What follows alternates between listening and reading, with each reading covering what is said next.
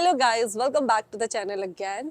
जैसा कि आप लोग जानते हो कि कनाडा के अंदर बहुत सारे न्यू अपडेट्स आ रहे हैं और recently within last 5 months back to back, कभी कभी एक महीने के अंदर 2 तो 3, कभी 4 या 5 अपडेट्स आ रहे हैं। तो आई एम श्योर कि आपके पास एक बंडल ऑफ अपडेट्स इकट्ठा हो चुका है। सो आज की वीडियो में मेरे 2 एजेंडाज हैं। द वन कि मैं आप लोगों के साथ थोड़ा सा रिवाइज करूंगी कि अभी हाल ही फिलहाल में कौन कौन से इंपॉर्टेंट अपडेट्स आए थे। हम 5 महीने की बात नहीं करेंगे, बट लास्ट 2 मंथ्स या 1 मंथ के अंदर जो आए हैं उनको हम एक बार वापस से रिवाइज करेंगे ताकि आपको याद रहे।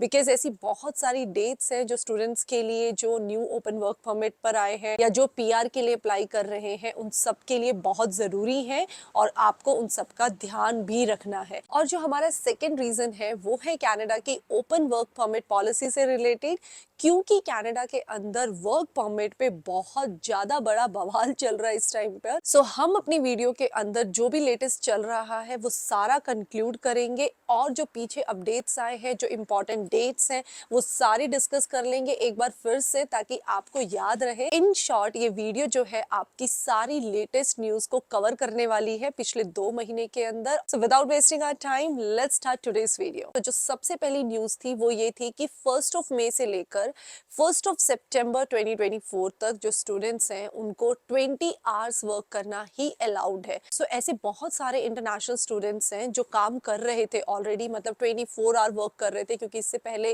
24 आवर हमें अलाउड था। और अब उन लोगों के लिए एक प्रॉब्लम आ गई है कि यार 1 मई से लेकर सितंबर तक हम कैसे मैनेज करेंगे, क्योंकि एम्प्लॉयर्स के साथ कुछ कमिटमेंट्स थे तो उसी कमिटमेंट्स के बेसिस पर वो काम कर रहे थे। बट आपको मेक श्योर करना पड़ेगा कि अब आपके जो आवर्स हैं मई से लेके सितंबर तक, आपके आवर्स सिर्फ और सिर्फ 20 आने चाहिए। और वो 20 आवर्स कहाँ आने चाहिए? आपकी पे स्लिप्स के ऊपर। तो ये चीज आपको बहुत ध्यान देनी है। अब बात करते हैं हमारे ओपन वर्क परमिट का क्या चल रहा है। गाइस, आपको पहले मैं बता देती हूँ, जिनको नहीं पता है, वीडियो में न्यू है, कि ओपन वर्क परमिट या पीजी ओपन वर्क परमिट क्या है। ओपन वर्क परमिट आपका एक ऐसा स्टेटस है कि जब आप एज एन स्टूडेंट कनाडा के अंदर आते हो तो आपको काम करने के लिए जो परमिशन मिलती है कैनेडियन गवर्नमेंट से, उसको हम बोलते हैं ओपन वर्क परमिट। वो आपको एक लिमिटेड टाइम पीरियड के लिए मिलती है डिपेंडिंग अपॉन योर कोर्स। जैसे आपने 1 ईयर का कोर्स किया है तो 1 ईयर के लिए, अगर 2 ईयर का कोर्स किया है तो 3 ईयर के लिए। तो ये तो है कि ओपन वर्क परमिट क्या होता है। तो ये आपका एक एलिजिबिलिटी क्राइटेरिया है, आपका एक डॉक्यूमेंट है जो आपको मिलता है, जिसके बेस पर आप जाकर किसी भी एम्प्लॉयर के साथ ओपनली काम कर सकते हो, फुल टाइम काम कर सकते हो। That is 40 hour a week. अब ये जो परमिट है ये पहले सारे स्टूडेंट्स को मिलता था, चाहे आपने किसी प्राइवेट कॉलेज से किया है या फिर आपने किसी पब्लिक प्राइवेट कॉलेज से किया है या गवर्नमेंट कॉलेज से किया है। बट अब अगर आप कोर्स यानी कि 15 मई 2024, जो अगर आप इस डेट के बाद से किसी भी पब्लिक प्राइवेट कॉलेज से कोर्स करते हैं, पोस्ट ग्रेजुएट करते हैं, तो आपको ओपन वर्क परमिट नहीं मिलेगा। अब आप कनाडा में आने के लिए प्लान कर रहे हो तो आपको ये चीजें ध्यान में रखनी है। इसके बाद बात करते हैं कि स्पाउसल वर्क परमिट का क्या स्टेटस चल रहा है। देखो गाइस, स्पाउसल वर्क परमिट जो होता है वो आपको आपके स्पाउस के बेस पर मिलता है। अगर स्पाउस स्टूडेंट है या फिर अगर आपका स्पाउस कनाडा के अंदर है तो वो आपको इस वर्क परमिट पे बुला सकता है। बट अब जो है वो स्पाउसल ओपन वर्क परमिट सबको नहीं मिलेगा अनलेस एंड अनटिल उसके 3 क्राइटेरियाज में से एक क्राइटेरिया फुलफिल होता है।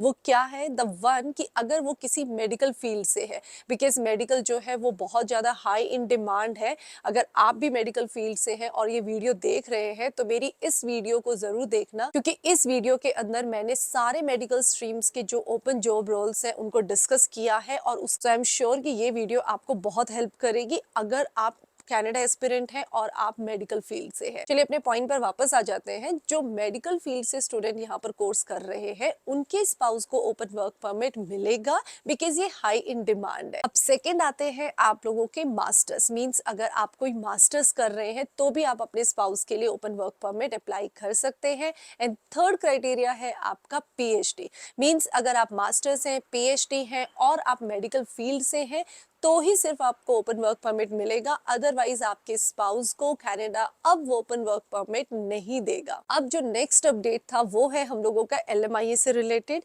LMIA जो है वो एक डॉक्यूमेंट है जो आपको मिलता है किसी भी एम्प्लॉयर के साथ एक बाउंडेड रिलेशन में काम करने के लिए।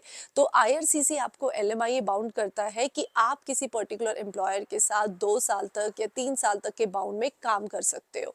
अब ये जो LMIA है इसका बहुत ज़्यादा एक्सप्लॉयटेशन हुआ था, इसकी वजह से इसके ऊपर भी अब रिस्ट्रिक्शंस लगा दी गई है कि अगर आप किसी भी एम्प्लॉयर के साथ अब LMIA लेके काम करोगे तो आपकी जो LMIA है वो विद इन 6 मंथ लग जानी चाहिए।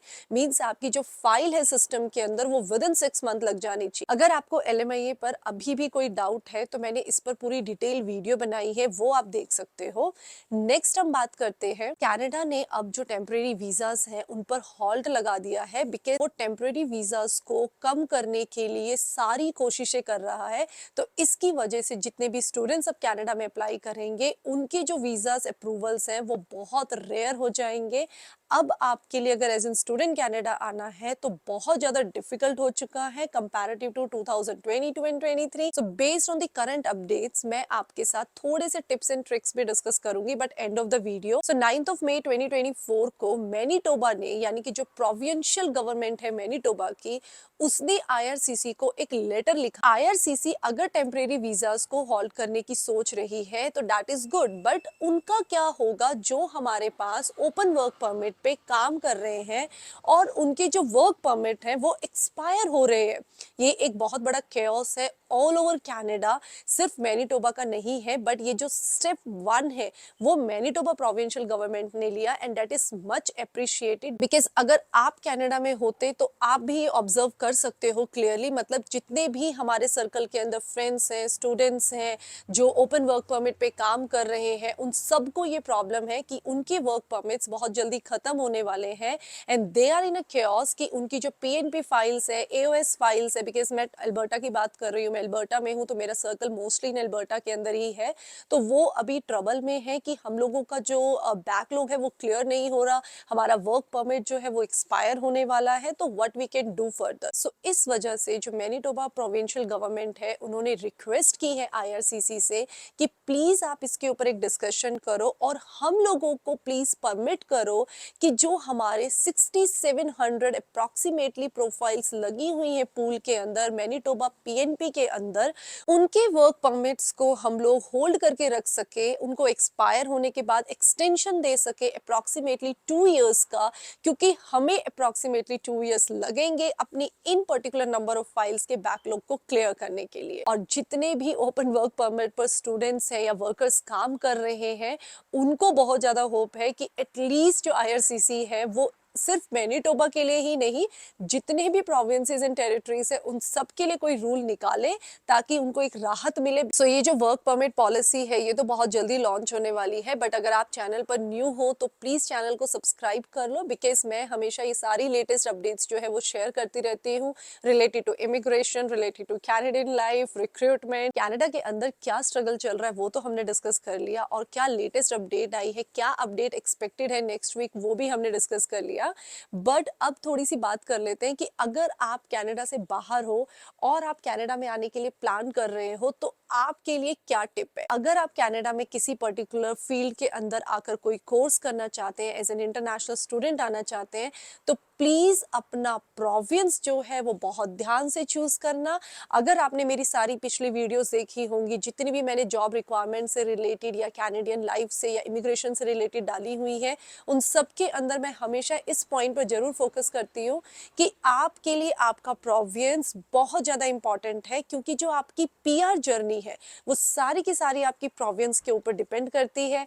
अल्टीमेटली क्या होता है कि कनाडा के अंदर आप किसी भी XYZ प्रोविंस के अंदर आ जाते हो, फिर आप स्ट्रगल करते हो तो वो स्ट्रगल आपका डबल हो जाता है। तो सबसे पहले तो हाई इन डिमांड जो जॉब रोल्स हैं उनको एक्सप्लोर कीजिए, देन आप प्रोविंस चूज कीजिए। अगर आप ये 2 स्टेप बहुत ही ध्यान से करते हो देन ऑफ कोर्स आपके documentation is involved, there are so many certain further things, but definitely these are the 2 mandatory steps that you really need to do, really need to focus if you are Canadian aspirant. So I am sure guys आज की video आप लोगों के लिए बहुत informative रही होगी। So if you like the content, the information, please do subscribe our channel and will see you in the next video. तब तक के लिए टेक केयर एंड बाय।